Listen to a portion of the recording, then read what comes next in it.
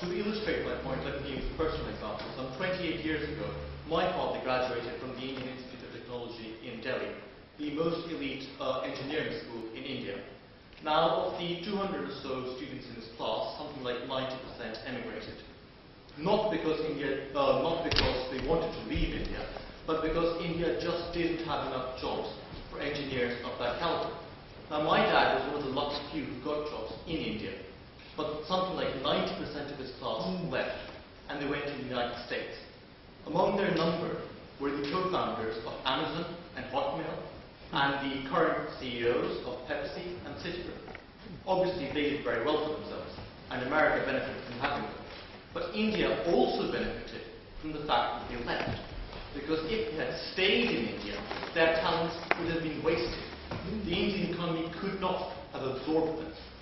They went instead to a place where their talents could be expressed, and they have, most of them now, have ploughed much of their earnings back into India to raising education standards and so forth.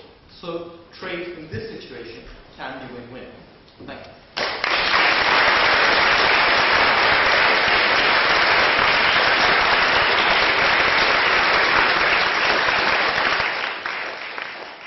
So moving on to the next speaker. Now I must say that I've made a little mistake on the order paper in that Tim no longer is the Conservative delegation leader in the European Parliament, but the former leader. But former or not, we welcome him to the dispatch box.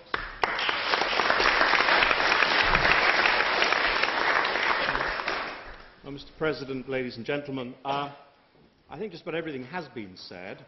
I'd just like to add one or two other points, as in fact, apart from being a former leader of the British delegation in Europe, which is probably the second most difficult job in British politics, I was actually also the last Conservative immigration and asylum minister up till 1997, which is probably the most difficult job in British politics, or certainly was at that time. I want to thank Jack, first of all, very much for his very eloquent and correct approach to this issue of immigrants and immigration. Because, of course, when I was doing the job of minister, very wisely, I think, the Conservative Party in government made sure that the minister with that responsibility was also the Minister for Race Relations. Because we prized very much indeed the need to have good race relations and to link it to what we believe should always be a fair but firm and clear immigration policy into this country. I'm slightly bemused by the calls from one or two speakers for completely open entry and exit to this country. I think that economically it doesn't make sense, but also I think politically it would be completely unacceptable to the British people. Of course, they may be in the main reactionaries, or however you like to look at it, but in fact it would make no sense at all. We have to have policies regarding those who we wish to have in our country and those who we do not. It has to make sense that we can choose and that they also can make choices about where they want to go and what they want to contribute both to our economy and their own economy. And I think the key point here always is to remember that when we are dealing with our borders, it's absolutely pointless to say that this is a sliding scale or something to that effect that you said a moment ago. It is not, of course. There is a credible basis for having our borders controlled, and there is an incredible situation when you move in one direction a little bit too far. I was greatly concerned when I left office to find that within 12 months of my doing so, the incoming Labour government had dismantled most of the border controls in reality, or at least the effective controls which we had in place. Although they seem to want to deny these things nowadays, and of course memory is an interesting point in politicians, the truth is that in 1997-8 they dismantled the external checks, which were vitally important in trying to assess, this is the other point, trying to assess how many people actually were in the country at any time. And indeed, I'm not arguing against our proposition, Mr. President, as such, but of course it is always going to be a difficult one for the simple reason that when we argue that the House would let in fewer immigrants, it would be enormously helpful to both sides of this discussion, and indeed all the rest of you, to have some idea of what the numbers are of the people who are in this country in any event to start with. We don't know. This is always very difficult, and partly it is because by dismantling external checks, we lost the information which we needed to have, not only in terms of the immigration service or the needs to check on the numbers of immigrants, but also in all the economic planning, which I'm afraid is necessary, particularly in relation to public services in this country, by any treasury.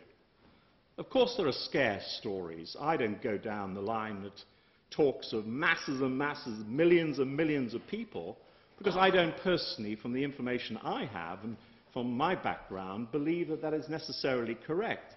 However, it is true to say that if you don't know roughly how many people are in your country, it is more difficult to deal with issues of education.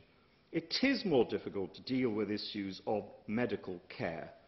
It is not only unfair, ladies and gentlemen, on the population as a whole, whatever its number may be, but it's also incredibly unfair on the frontline staff that we employ in those services to try and maintain the quality and standard which we believe is appropriate for the people who live here. And as for standing room only, as for crowding out the country and having no limits whatsoever, of course it's very nice. I mean, those of us with hearts perhaps would be considering that this is a very nice proposition. But let's just consider the people that have the jobs to do. Let's just consider the economic consequences.